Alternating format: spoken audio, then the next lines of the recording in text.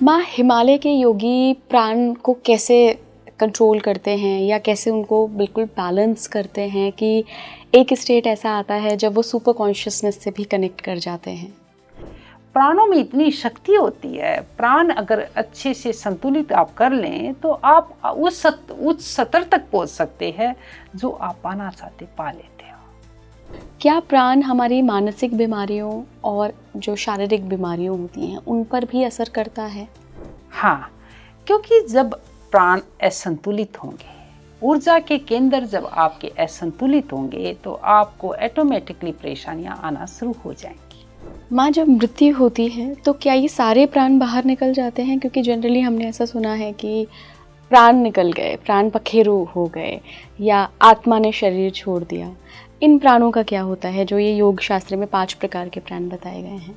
जब प्राण आपके शरीर में होते हैं तो आपके प्राण जीवन का एक सेतु है, शरीर और प्राण का जीवन चलाने का एक सेतु है प्राण। अगर प्राण निकल गए तो शरीर गया, शरीर गया, कहते हैं ना प्राण त्याग हो गया, तो आत्मा अपने रास्ते पर फ्रीडम के साथ अपनी यात्रा पर चली गई।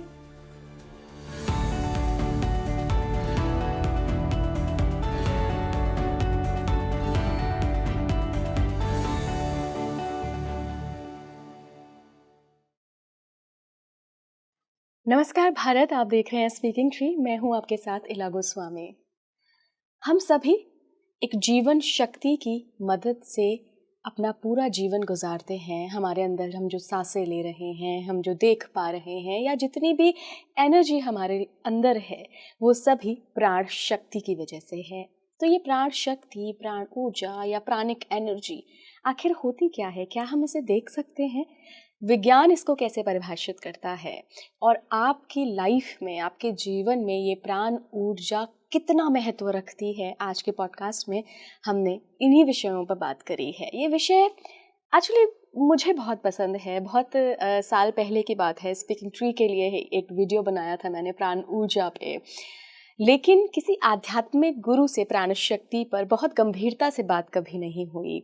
तो मैंने सोचा कि क्यों ना इस बहुत गंभीर और बहुत इम्पॉर्टेंट सब्जेक्ट को आज हम लेकर आएँ एक पॉडकास्ट के रूप में 40 से 45 मिनट में। मेरे साथ आज की जो मेहमान जुड़ रही हैं वो प्राण शक्ति के ज़रिए लोगों को हील करवाती हैं, उनको उनके जीवन का उद्देश्य पता करवाती हैं और खुद से जोड़ने में मदद करती हैं। मैं बात कर रही हूँ आचार्य अनीता, रिनाउंड स्पिरिचुअल गुरु हैं। माँ, बहुत बहुत स्वागत है आपका स्पीकिंग ट्री पर। धन्यवाद। माँ, आज आपसे हम प्राण के बारे में बात करेंगे। क्योंकि प्राण को हम सिर्फ श्वास मान लेते हैं, लेकिन मुझे लगता है कि इसमें बहुत कुछ है, ब्रह्मांडीय ऊर्जाएं इससे जुड़ी हुई हैं। तो सबसे पहले जानेंगे कि आखिर ये प्राण क्या है?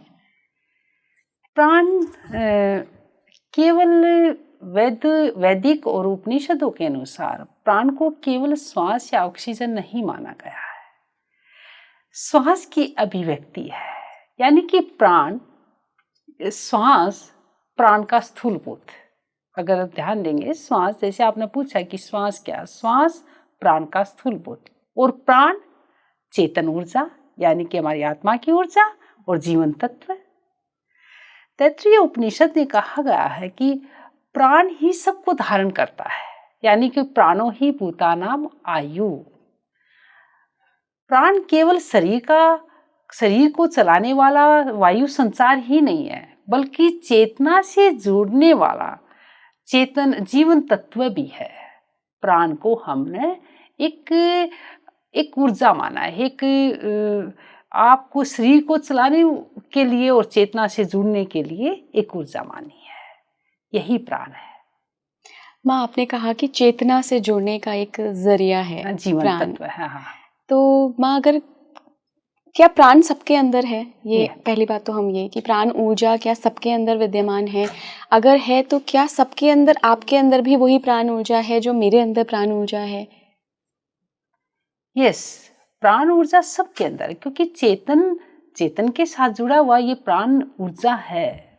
प्राण ऊर्जा और प्राण में अंतर समझिए आप। प्राण सर्वव्यापक है, प्राण ऊर्जा सर्वव्यापक है और यह सभी में व्याप्त है। यानी कि केवल यह शरीर को चलाने वाली ऊर्जा नहीं है, यह ब्रह्मांड में व्याप्त है। यानी कि जैसे सूर्य का तेज, चंद्रमा की शीतलता, नदियों का प्रवाह और वृक्षों का बढ़ना, ये सब क्या है? इन सब में भी प्राण व्याप्त है। जीवन को चलाने के लिए, केवल आपके शरीर में संचार करने के लिए प्राण है, प्राण ऊर्जा है, मगर सब जगह व्याप्त भी है। यानी कि प्राण सब जगह व्याप्त है, सब में प्राण है।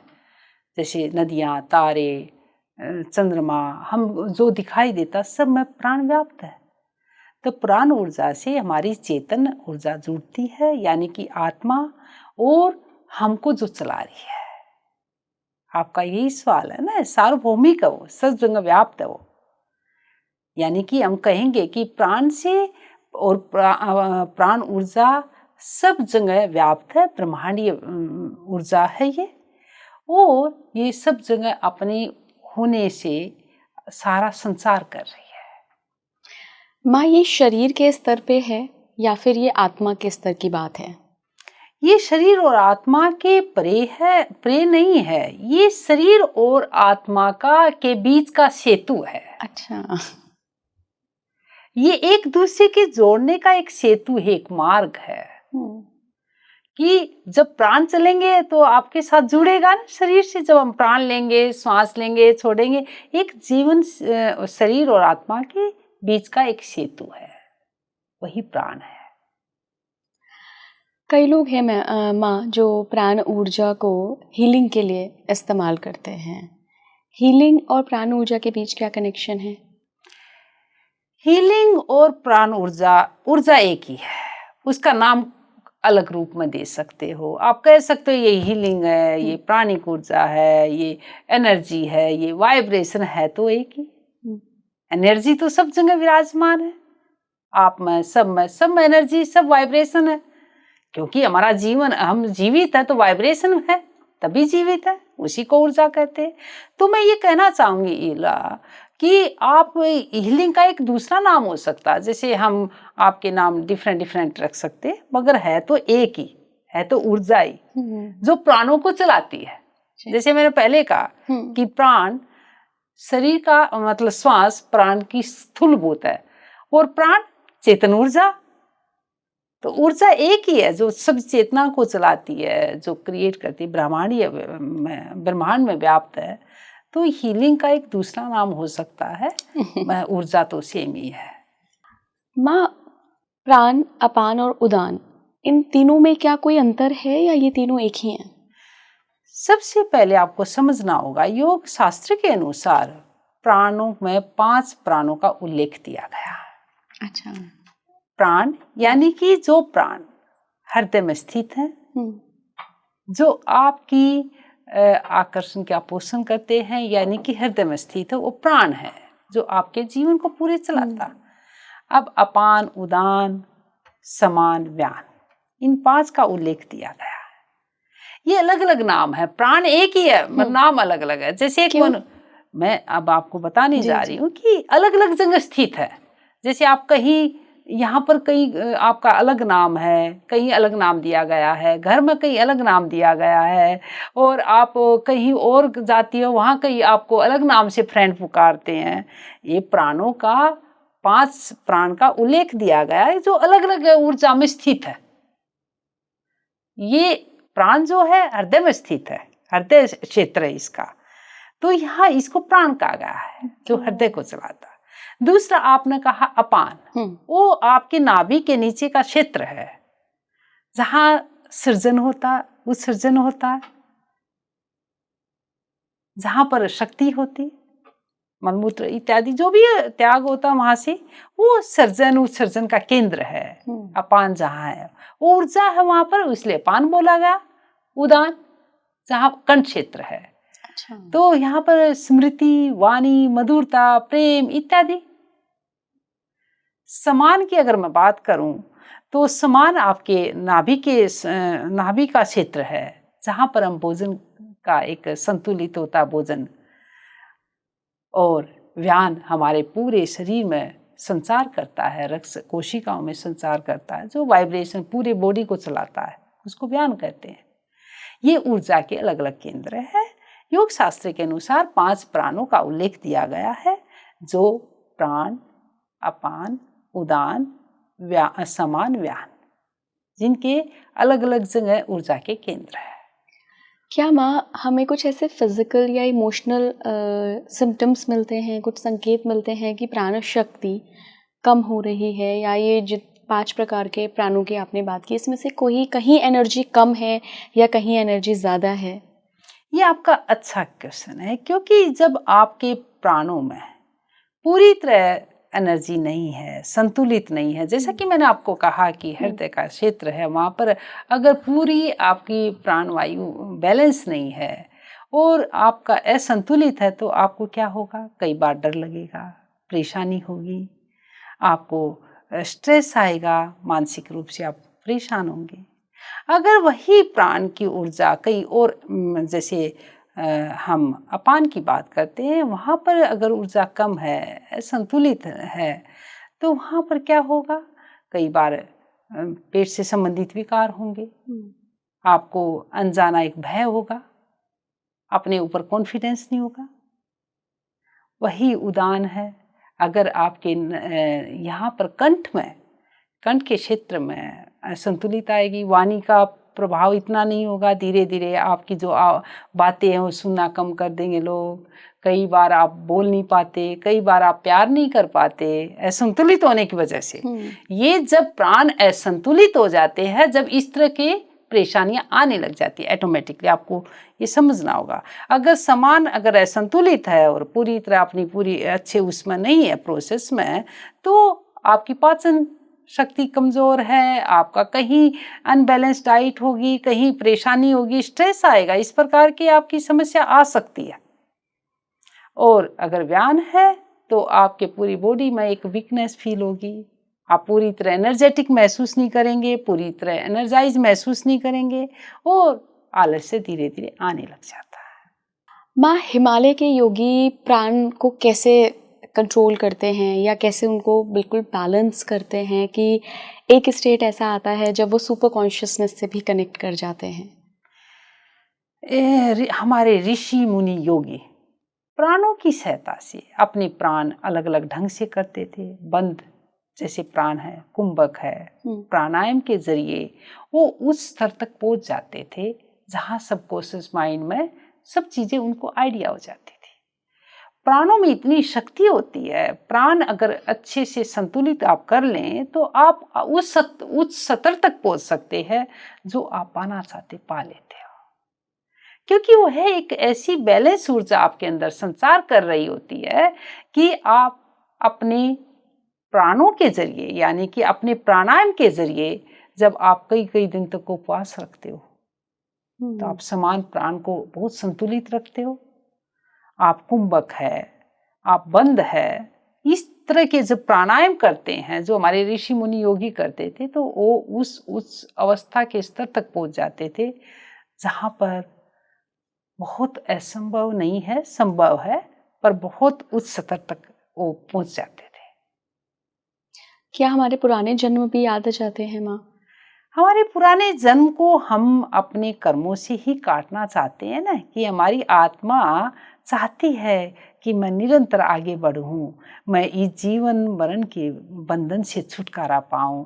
तो हम अपने प्राण से, अपने कर्मों से, अपने भाव से इतने अच्छे कर्म करें कि हमारे पुराने जन्म हम क्यों याद करेंगे। हम पुराने जन्मों से तो मुक्त होना चाहते हैं इला।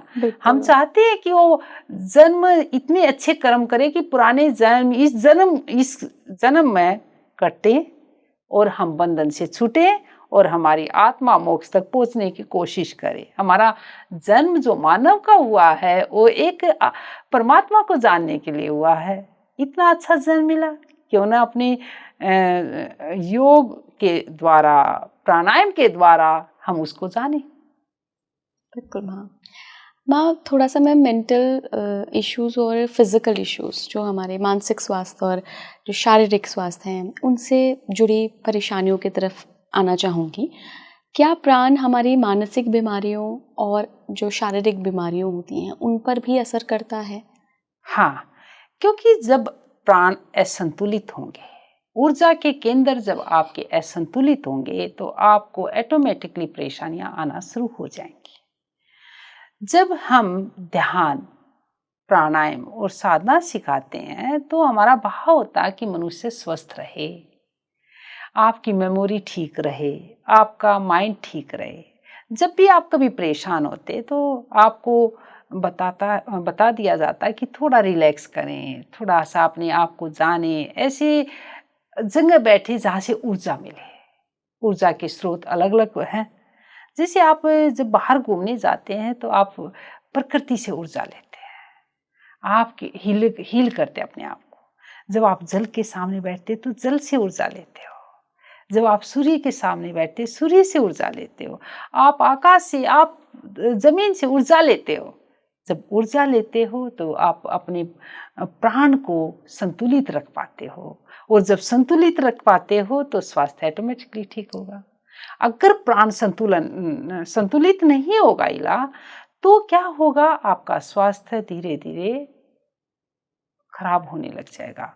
छोटी छोटी बातों पर आपको एंजाइटी होने लग जाएगी, स्ट्रेस होने लग जाएगा।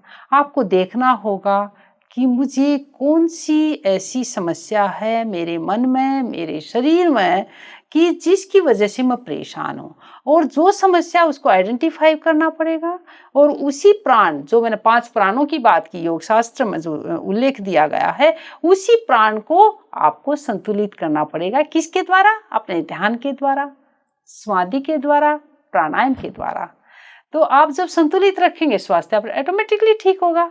फॉर एग्जाम्पल, जैसे आपका अपान प्राण असंतुलित है, तो आपको ऑटोमेटिकली स्ट्रेस आने लग जाएगा, परेशानी होने लग जाएगी। आप छोटी छोटी बातों पर आपको गुस्सा आएगा, क्रोध आएगा, और आपको हृदय संबंधित विकार होने लग जाएंगे। आपका स्वास्थ्य धीरे धीरे वीक होने लग जाएगा और आपको पता भी नहीं चलेगा। तो उसको संतुलित किससे कर सकते हैं? प्राणायाम की थेरेपी से। योग शास्त्र बताते हैं कि आप अपने शरीर को ठीक रखने के लिए आप अपने प्राण को की ऊर्जा को संतुलित रखें। जो मैंने अभी थोड़ी देर पहले बताया कि जो केंद्र हैं ऊर्जा के, उनको संतुलित रखें तो आपकी बॉडी ऑटोमेटिकली ठीक रहेगी।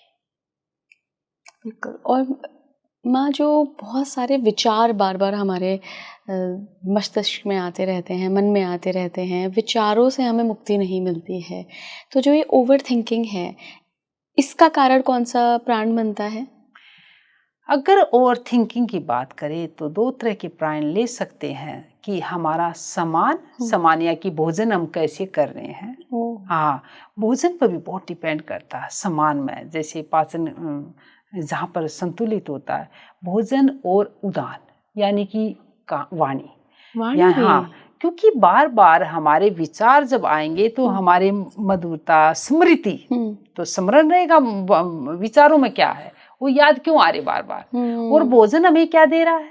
कई बार हमें सत्व, रज और तमस, इन तीनों का आपने सुना होगा, तमस की प्रधानता ज्यादा हो जाए, बैलेंस ना हो, समान और उदान बैलेंस ना हो, तो क्या होगा, धीरे धीरे छोटी छोटी बातों पर हम विचार करना शुरू करेंगे, हमारे अंदर नेगेटिविटी आएगी, हम सोचने लग जाएंगे किसने ऐसा क्यों कहा। छोटी सी बात को बड़ा बना देंगे, और वो आपके दिमाग की उपज है, दूसरे का भाव भी नहीं होगा, मगर आपने अपने अंदर ही उस नेगेटिविटी से अपने विचारों को दूषित कर दिया, अपने विचारों को नेगेटिव कर दिया, और दूसरे के बारे में सोचने लगे कि इसने मेरे साथ ऐसा किया, इसने ये क्या किया। इससे क्या खराब हुआ? आपका व्यवहार भी खराब हुआ, आप दूसरों को भी नेगेटिविटी दी, खुद को भी नेगेटिविटी दी। ऐसे धीरे धीरे अगर एटमॉस्फेयर खराब होने लग जाएगा तो आप सोचिए कितना एटमॉस्फेयर खराब होगा। वो एनर्जी क्या करेगी, वो ऊर्जा क्या करेगी, वो धीरे धीरे ऊर्जा बहुत ज़्यादा अच्छी नहीं होगी, वहाँ का वातावरण, एक एटमॉस्फेयर ठीक नहीं रहेगा। तो अपने डाइट पर विशेष ध्यान रखें कि आप किस तरह का खान पीन रखते हैं, किस तरह की आपकी डाइट है, और अपना कैसा आप सोचते हैं, क्योंकि आपने सुना भी होगा, जैसा खान पीन होगा वैसे आपके विचार होंगे, ये सुनने होंगे बहुत बार माँ। तो ये विचार कहाँ से आते हैं? जब आपका समान प्राण असंतुलित हो जाएगा तो आपका पाचन भी ठीक नहीं होगा और आप धीरे धीरे ऑटोमेटिकली आप अपने विचारों में चलते जाएंगे, ये भी ठीक नहीं है। तो आपको ये ठीक रखना बहुत जरूरी है। और दूसरा, अगर हम अपान प्राण की बात करें तो अपान प्राण भी हमारे जो स्थित है, ये नाभि के नीचे केंद्र है, तो क्या होगा कि वहाँ से हमें सर्जन का, हमें शक्ति धीरे धीरे वीक होने लग जाएगी और हम डरने लग जाएंगे, किसी भी कार्य को करने से पहले डरने लग जाएंगे, कोई भी कार्य करेंगे उससे पहले नेगेटिव विचार आएंगे। तो इस तरह की असंतुलितता से हमारा डिस्टर्ब हो जाते हैं। माँ, जब मृत्यु होती है तो क्या ये सारे प्राण बाहर निकल जाते हैं? क्योंकि जनरली हमने ऐसा सुना है कि प्राण निकल गए, प्राण पखेरु हो गए, या आत्मा ने शरीर छोड़ दिया। इन प्राणों का क्या होता है जो ये योग शास्त्र में 5 प्रकार के प्राण बताए गए हैं? जैसे आप हो, अगर आप फॉर एग्जाम्पल आपके कई नाम हैं, एक व्यक्ति के कई नामों से पुकारा जा सकता है। अगर वो नहीं है तो सारे नाम एग्जिस्ट ही नहीं करेंगे, एग्जिस्टिंग ही नहीं करेंगे। तो प्राण क्या है? प्राण को समझना होगा।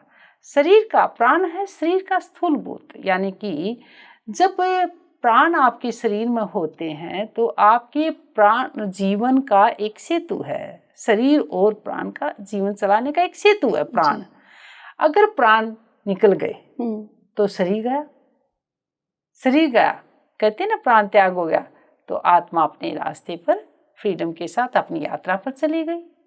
प्राण गए तो सारे प्राण ऊर्जा ही छोड़ दिए पूरे, यानी कि शरीर के साथ ही है ये, तो यात्रा अपने दूसरे जन्म के लिए अपनी चले पड़ी।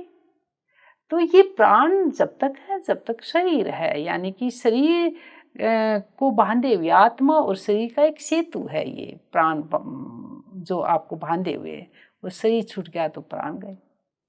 माँ, मॉडर्न साइंस प्राण को कैसे देखती है? क्योंकि उनके लिए तो जब हार्ट ने काम करना बंद कर दिया, ब्रेन ने काम करना बंद कर दिया, शरीर की सेल सारी मर गई, नहीं दोबारा से ठीक हो रही हैं, तो डेथ हो गई। प्राण का कॉन्सेप्ट मॉडर्न साइंस में नहीं है। मॉडर्न साइंस अनुसंधान कर रही है, रिसर्च कर रही है, पर अभी तक ऐसा कोई कॉन्सेप्ट आया नहीं है कि प्राण कैसे आए, किस तरह आए। योग शास्त्र के अनुसार, जैसे मैंने उल्लेख किया, जैसे मैंने कहा, उपनिषदों में, वेद में, योग में बताया गया है कि प्राण आपके अंदर है जब तक आपका शरीर है, आत्मा तो अपने रास्ते पर चली जाती है। ऐसा मुझे देखने में नहीं आया कि मॉडर्न साइंस का ऐसा कोई अनुसंधान, रिसर्च हो रही है।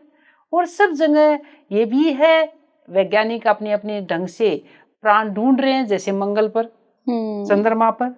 ये सब क्या, ये रिसर्च है कि प्राण वहाँ है या यहाँ, सब जगह रिसर्च हो रही है। अभी तक रिसर्च कर रहे हैं, अनुसंधान कर रहे हैं, तो ये कह पाना मुश्किल है कि अभी तक कोई निर्णय है या ये है। रिसर्च जब होगा, जब देखा जाएगा। मगर वेद और जो उपनिषद और जो योग शास्त्र, आयुर्वेद जो कहता है, उसकी व्याख्या इस तरह है, मैं उसको ही कह पाऊंगी। माँ, प्राण क्या बाकी जनजातियों में भी होता है, मनुष्य के अलावा? जो बाकी ऑर्गेनिज्म हैं, जानवर हो गए, पेड़ पौधे हो गए। जैसे मैंने बोला कि प्राण ब्रह्मांड में व्याप्त है, कहा था आपको, प्राण ब्रह्मांड में व्याप्त है, यानी कि सूर्य का तेज, नदियों का प्रभाव। अगर नदियों का प्रभाव नहीं होगा, जल में भी प्राण है।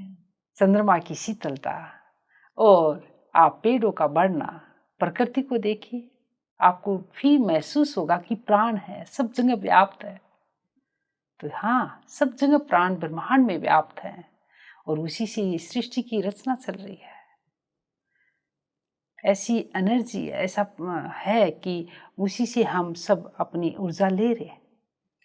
माँ, कई बार ऐसा मेरा अपना व्यक्तिगत अनुभव है कि जब मैं आप जैसे स्पिरिचुअल लोगों से मिलती हूँ तो एक एनर्जी का आदान प्रदान होता है, और मुझे अक्सर ये महसूस होता है कि कहीं से कोई एनर्जी, कोई ऊर्जा का पुंज मेरे आगे है और वहाँ से मैंने एक पॉजिटिव एनर्जी ग्रहण की है। तो क्या आपने बताया कि ब्रह्मांड में प्राण व्याप्त है, हमारे अंदर जो प्राण है उसके अलावा भी क्या कभी हम ब्रह्मांड से, किसी व्यक्ति से, किसी ऐसे गुरु से, स्पिरिचुअल पर्सन से प्राण शक्ति ग्रहण करते हैं जाने अनजाने? ऊर्जा एक्सचेंज करते हैं, एनर्जी एक्सचेंज करते हैं। एनर्जी जब एक्सचेंज करते हैं, जैसे आप और हम सब बैठे हुए, एनर्जी एक्सचेंज होती है, तो ऊर्जा का स्रोत भी कह सकते हैं उसको, कि हम जब एक दूसरे के आदान प्रदान करते हैं, अपनी एनर्जी एक्सचेंज कर देते हैं, ये तो है ही। और दूसरा, जब हम कहीं ऐसे जगह बैठते हैं जहाँ पर आपने देखा कि मुझे बहुत सफोकेशन हो रहा, मुझे बाहर जाना है, मुझे वॉक करना है, मुझे पेड़ों के पास जाना है, प्रकृति के पास जाना है, मुझे नदियों के पास बैठना है, सी के सामने बैठना है, ये सब क्यों फील होता है, क्यों महसूस होता है? क्योंकि वहाँ से हम एनर्जी लेते हैं, ऊर्जा लेते हैं, और वही ऊर्जा हम अपने अंदर समावेश करते हैं, ताकि हम आसपास की ऊर्जा लेकर हम अपनी एनर्जी को एक्सचेंज करें, एनर्जाइज करें अपने आप को, तो हमको अच्छा महसूस होता है। कई बार आपको देखा होगा आपने कि हम लो फील करते हैं, हम जब ध्यान करने बैठ जाएं तो हमें एकदम एनर्जी मिल जाती है। और जब हमें अपनी क्यों मिलती है, जब ब्रह्मांडीय ऊर्जा के साथ हम एनर्जी एक्सचेंज करते हैं और परमपिता परमेश्वर को जब याद करते हैं, तो परमपिता परमेश्वर एनर्जी को भेजता है हमारे मन के अंदर, हमारी आत्मा उस तक पहुंचाती है अपनी एनर्जी। हमारा संकल्प, हमारा श्वास, हमारा प्राण अपनी एनर्जी को पहुंचाता है ब्रह्मांडीय ऊर्जा तक, और परमपिता परमेश्वर तक वो हमें एनर्जी वापस देता। माँ, लोग हवन करते हैं, यज्ञ करते हैं, क्या हवन और यज्ञ सिर्फ एक अग्नि प्रज्वलित करना, क्या एक सांकेतिक रूप है, एक रिचुअल है, या फिर इसका प्राण शक्ति से भी कोई संबंध है? ये समझना जरूरी है कि अग्नि केवल प्रतीकात्मक नहीं है, यानी कि वो अग्नि केवल दिखाई नहीं देती, अग्नि प्राण का स्थूल रूप है। अब जब अग्नि में प्रज्वलित करते हैं, वह भी एक आपकी ऊर्जा को प्रभावित करता है, ब्रह्मांडीय ऊर्जा से मिलाता है। अच्छा। हाँ, अग्नि में जो संकल्प, अग्नि के सामने जो संकल्प लिया जाता है, यज्ञ जब हम करते हैं, हमारा श्वास, हमारा संकल्प, हमारी ऊर्जा हमारी ब्रह्मांडीय ऊर्जा से मिलवाती है। जब आपने देखा होगा, जब कभी भी हवन करते हैं तो मंत्रों के द्वारा हम संकल्प लेते हैं, हम ध्यान पूर्वक बैठते हैं, और हमें जो चाहिए वो हम संकल्प के द्वारा कहाँ पहुंचाते हैं? उन देवताओं तक, ब्रह्मांडीय ऊर्जा तक, कि हमारे संकल्प को सुने और हमें वो प्रदान करे जो हमें चाहिए। यानी कि हमारा जो श्वास संकल्प है, वो ब्रह्मांडीय ऊर्जा तक पहुंचाने का, एक आदान प्रदान करने का स्रोत है अग्नि। ऊर्जा के अग्नि के द्वारा ही पहुंचाएंगे, यज्ञ करते हैं तो अग्नि के द्वारा पहुंचाएंगे, वो है एक बीच का, यानी कि हमारा संकल्प देवताओं तक पहुंचता है, ब्रह्मांडीय ऊर्जा हमें वो प्रदान करती है, आदान प्रदान करने का है। तो आपने देखा होगा, जब भी कोई हम शुभ कर्म करते हैं, ये कोई भी शुरुआत करते हैं, यज्ञ के द्वारा करते हैं। अग्नि को हम प्राण का स्थूल रूप भी मानते हैं। अग्नि हमारी ऊर्जा को मंत्रों के द्वारा, ऊर्जा को, हमारे संकल्प को देवताओं तक पहुंचाती है, ब्रह्मांडीय ऊर्जा तक पहुंचाती है, आदान प्रदान करने का एक स्रोत है। तो यज्ञ हमारी इच्छाओं का, हमारी ऊर्जा को पहुंचाने से हमारी इच्छाओं का पूर्ण करता है, वह भी एक प्राण है। कितना सब कुछ है माँ केवल प्राण में, अगर हम सिर्फ प्राण को समझे। हाँ, प्राण को समझे, और केवल श्वास को। जब हम ध्यान या मेडिटेशन करते हैं, तो जब ध्यान और मेडिटेशन की अवस्था आती है, तो हम बोलते हैं कि आराम से बैठें, अपने आप को जानें और अपनी ऊर्जा पर ध्यान केंद्रित करें, अपने प्राण को बैलेंस करें।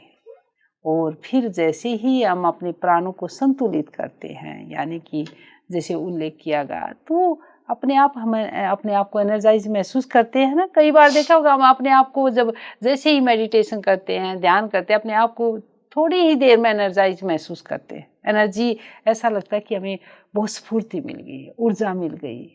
माँ, कई सारे लोग कहते हैं कि कॉस्मिक इंटेलिजेंस कुछ है जो हमारे आसपास पूरा व्याप्त है, और कॉस्मिक इंटेलिजेंस से जुड़ने के बाद ही हमें कई तरीके का ज्ञान प्राप्त होता है। कई सारी ऐसी डिस्कवरीज हुई हैं जहाँ पर लोगों ने अपने आप को उस ब्रह्मांडीय शक्तियों से, उस कॉस्मिक इंटेलिजेंस से जोड़ा है, और उसके बाद उनको वो सब कुछ डाउनलोड हुआ है। तो क्या प्राण एक जरिया बनता है इस कॉस्मिक इंटेलिजेंस से भी जुड़ने का? जैसे आप कॉस्मिक एनर्जी, मनोवैज्ञानिक कहते हैं कॉस्मिक एनर्जी से जोड़ने का, वो तो हम पहले ही कहेंगे, वो ब्रह्मांडीय व्याप्त है, प्राण सब जगह व्याप्त है। वो एक आपको जब ये ऊर्जा ब्रह्मांडीय ऊर्जा से मिल जाती है तो ऑटोमेटिकली आपको एक पावर मिलती है, एक एनर्जी मिलती है, उस परमपिता परमेश्वर का आशीर्वाद मिलता है। वो शक्ति की अंदर से अनुभूति होती है कि कोई है मेरे साथ, कोई ऐसी शक्ति जो मुझे प्रेरणा दे रही है, कोई ऐसी शक्ति जो मुझे आगे बढ़ने के लिए प्रेरित कर रही है और मेरे कार्य को आगे बढ़ा रही है। वो क्या है? ब्रह्मांडीय ऊर्जा, कॉस्मिक एनर्जी, जो हम अपने संकल्प से, अपने प्राणों से लेते हैं। आदान प्रदान है ना प्राण ऊर्जा का। तो क्या है कि जब हम ब्रह्मांडीय ऊर्जा से अपने आप को जोड़ लेते हैं ध्यान के द्वारा, प्राणायाम के द्वारा, तो ऑटोमेटिकली हमें ऊर्जा मिलना शुरू हो जाती है और हम अपने वो सब कार्य कर लेते हैं जो हमें करने होते हैं। और ईश्वर हमें आगे बढ़ने के लिए प्रेरणा देता है, क्योंकि हम ईश्वर के साथ संबंध हो जाता है। और संबंध जैसे ही होगा तो है, जैसे आप अपने बच्चे को आगे चलाता माता पिता, ऐसे ही ईश्वर, हमारा परमपिता परमेश्वर, हमें वो प्रेरणा देता है, हमें वो शक्ति प्रदान करता है कि हम अपने कर्म अच्छे करते जाएं, आगे बढ़ते जाएं और इस जन्म मरण के बंधन से छूट जाएं और हमारी आत्मा एक मुक्ति की तरफ, मोक्ष की तरफ प्राप्त हो। ऐसा ऊर्जा हमें, ऐसा भाव होता रहता है। तो ये लगातार ध्यान और प्राणायाम से आप उसकी ऊर्जा ले सकते हैं, यानी कि ब्रह्मांडीय ऊर्जा से आप जुड़ के एक महसूस होता है कि कोई ऊर्जा हमें मिली जिससे हम खुश रहते हैं, हमें शांति मिलती है, हमें शक्ति मिलती है। माँ, जिन लोगों में बहुत ज़्यादा करुणा का भाव होता है, और जो लोग किसी दूसरे का दुख देखकर भी जिनको रोना आ जाता है, और उनको कई बार फील भी होता है, अगर किसी का फिजिकल पेन है तो उनको लगेगा कि उनके शरीर में दर्द हो रहा है, इनमें प्राण का स्तर क्या होता है? ये जब इस तरह की भावना आती है तो मैं कहूँगी वो ईश्वर के साथ बहुत जुड़ा, उसका बड़ा कनेक्शन होता है, एनर्जी बहुत होती है उसमें। एक ऐसी ऊर्जा होती है, कॉस्मिक ऊर्जा या ब्रह्मांडीय ऊर्जा, जो ऑटोमेटिकली दूसरे का दुख खुद को महसूस होने लग जाता है। वह महसूस करने लग जाता है, ये दुखी क्यों, इसका दुख कैसे दूर, निस्वार्थ कर्म करना। जब हम आत्मा हमारी एक फ्रीडम चाहती है, आत्मा चाहती है वो फ्री रहो, ये शरीर के अंदर, शरीर और मन से परे है, तो जब वो फ्रीडम चाहती तो अच्छे कर्म करते हुए फ्रीडम की तरफ जाएगी। जब हम निस्वार्थ कर्म करते, इस तरह के कर्म करते, ऑटोमेटिकली हम एक अच्छे भाव होते हैं, करुणा आएगी, प्रेम आएगा, दूसरे के दुख को महसूस करने लग जाएंगे, ऑटोमेटिकली हम फिर उस अच्छे कर्मों की तरफ बढ़ते रहते हैं और हमें वो ऊर्जा, ईश्वर का एक ऐसी शक्ति का अनुभव होता है अंदर से, जैसे हमारे कोई साथ है, और वही कर्म हमें शांति भी देते हैं, सुख भी पहुंचाते हैं और आनंद की अनुभूति भी देते हैं। आत्मा क्या चाहती है? आनंद। वह तो अजर अमर है, आनंद की अनुभूति चाहती है, वो अनुभूति हमें लगातार मिलती रहती है। इस तरह के जब हम कर्म करुणा आती है तो फिर करुणा भी आएगी, प्रेम भी आएगा, भाव भी आएगी, दया भी आएगी। बिल्कुल माँ, क्या हम प्राण को महसूस कर सकते हैं? वो तो हमारे अंदर है ना, वो तो चलता है, महसूस करते हैं। जैसे माँ, मैं अपनी श्वास को महसूस कर रही हूँ, लेकिन मेरा जो अपान है, व्यान है, जो उदान है, ये सब जो अलग अलग जगहों पे ऊर्जा केंद्रित है, क्या इसको महसूस किया जा सकता है? हाँ, क्योंकि जैसे कहा ना कि प्राण केवल श्वास और ऑक्सीजन नहीं है, जैसे आपने कहा कि मैं श्वास को, यह एक श्वास की अभिव्यक्ति है, यानी कि चेतना के साथ जो ऊर्जा जुड़ी हुई होती है, प्राण ऊर्जा जिसको बोलते हैं, उसको अनुभव करते हैं। जैसे ही ऊर्जा बैलेंस होती है, अगर फिर तो हम नहीं रहेंगे ना, वो तो हर पल हमारे साथ है, यानी कि शरीर और आत्मा के बीच का सेतु है ना प्राण ऊर्जा। जब प्राण ऊर्जा है तभी हम जीवित है, यानी कि प्राण है तभी जीवित है शक्ति के साथ। तो हम महसूस करते हैं जब हमारा शरीर ठीक रहता है, हमारी संतुलित रहता है, क्योंकि अलग अलग ऊर्जा के केंद्र है, तभी हम कार्य कर पा रहे हैं, तभी हम स्वस्थ हैं, तभी हम सोच पा रहे हैं, अच्छा कर्म कर पा रहे हैं। ऊर्जा संतुलित है तभी हम आगे बढ़ पा रहे हैं। तो हर पल महसूस होती है। अगर वो संतुलित नहीं होगी तो हम कैसे कार्य करेंगे, कैसे हमें ऊर्जा, कहाँ से ऊर्जा मिलेगी? अगर हमारे हृदय की गति सही ढंग से नहीं चलेगी तो हम कैसे रहेंगे ठीक? अगर हमारी पाचन शक्ति या संतुलित नहीं होगी तो हम ठीक तरह से नहीं कर पाएंगे, क्योंकि ऊर्जा देती है ना। आपको ऊर्जा कहाँ से मिलती? भोजन से मिलती है, आपको पंच तत्व से मिलती है, आपको आसपास से ब्रह्मांडीय शक्ति से, सबसे ऊर्जा लेते हैं हम, जिससे हम संतुलित रहते हैं और खुश रहते हैं, आनंद की अनुभूति महसूस करते हैं। तो मैं कहूंगी कि हमेशा आप ईश्वर से जुड़े, अपने आप को जाने, अवेयरनेस में रहे, क्योंकि जब तक मनुष्य को ज्ञान नहीं होगा, नॉलेज नहीं होगी, तब तक वो समझ ही नहीं पाएगा कि मैं क्या हूँ, मैं क्या कर रहा हूँ, मैं क्यों मानसिक रूप से स्ट्रेस परेशान हूँ, किस तरह का मेरे को कष्ट हो रहा है। जब आप समझ ही नहीं पाओगे किन कारणों से मैं दुखी हूँ, तो आप उसका निवारण कैसे करोगे? और जब निवारण नहीं करोगे तो हम फिर अपनी मेडिसिन खाएंगे, थोड़ी देर ठीक होंगे, फिर बीमार हो जाएंगे, फिर ठीक होंगे, फिर बीमार हो जाएंगे। तो आयुर्वेद ये कहता है कि आप अपने प्राणों को ठीक ढंग से रखें, संतुलित रखें, योग करें। योग शास्त्र भी कहता है कि आप अपने मन की जो अंदर जो चेतना है उसको बैलेंस रखें ना। ऊर्जा है जो चेतना के साथ जो जुड़ी हुई है, चेतना तो हमारी आत्मा है, ऊर्जा जो है उसको बैलेंस रखें, उसको सही ढंग से संतुलित रखें। इसलिए आहार ठीक है, विचार ठीक है, तो आप स्वस्थ हैं। जैसे आपका डाइट ठीक नहीं है, आप देखिए अगर आपकी डाइट ठीक नहीं होगी तो आप मानसिक रूप से बीमार लगेंगे, परेशान से रहेंगे, दुखी रहेंगे, और आप जहाँ बैठे वहाँ एनर्जी ठीक नहीं रहेगी तो वहाँ अपने आप एक नेगेटिव माहौल सा बन जाएगा। ये सब क्या है? ये आपको क्या दर्शाता है? ये दर्शाता है कि आप अपने आप को जब एनर्जाइज रखते, आलस्य नहीं करते, जब आप नेगेटिव थॉट्स नहीं सोचते, क्योंकि बहुत इजी है नेगेटिव थॉट सोचना, बहुत इजी है। मन तो बार बार आपको लेकर जाता है कि मन बार बार भागता है। मन को भी कंट्रोल करता है प्राणायाम, कि आपको ठीक ढंग से विचार देता है। जब शरीर ठीक होगा, मन बैलेंस होगा, तो अपने आप ऑटोमेटिकली आप अपने अंदर के भाव को समझ पाएंगे, आपको नॉलेज होने लग जाएगी। जब आपको देखा होगा एंजाइटी होगी तो आपका पेट खराब होने लग जाता है, आपको अंदर से तुरंत आभास होने लग जाता है कि नहीं, ठीक नहीं है। कई बार आपको स्टमक डिस्टर्ब हो जाएगा आपकी सोच मात्र से। क्यों? क्योंकि आपका समान जो प्राण है वो असंतुलित हो जाता है, और आपकी जो ब्रेन में जो थॉट्स हैं वो ऑटोमेटिकली चलने लग जाते कि यह होगा, ये होगा, ये होगा, धीरे धीरे वो नेगेटिव होने लग जाते। इसलिए अपना भोजन, अपनी डाइट ठीक रखें, अपने आप आसपास का माहौल ऐसे रखें ताकि अच्छी ऊर्जा हो, प्रकृति के साथ जुड़ें और अपने आप के साथ जुड़ें। जब आप मनुष्य खुद ही नहीं जानता कि मुझे चाहिए क्या, मनुष्य खुद ही बिखरा हुआ, खुद भी बिखरा हुआ, आसपास का वातावरण भी वो समझ नहीं पाता, वो भी बिखरा हुआ, तो उसको समझ नहीं आती कि मैं करूं क्या। कई बार ऐसा होता है कि सब ठीक होना चाहते हैं, वो अच्छा भी है, सब कुछ है उसके पास, पर उसको समझ नहीं आता करना क्या मुझे।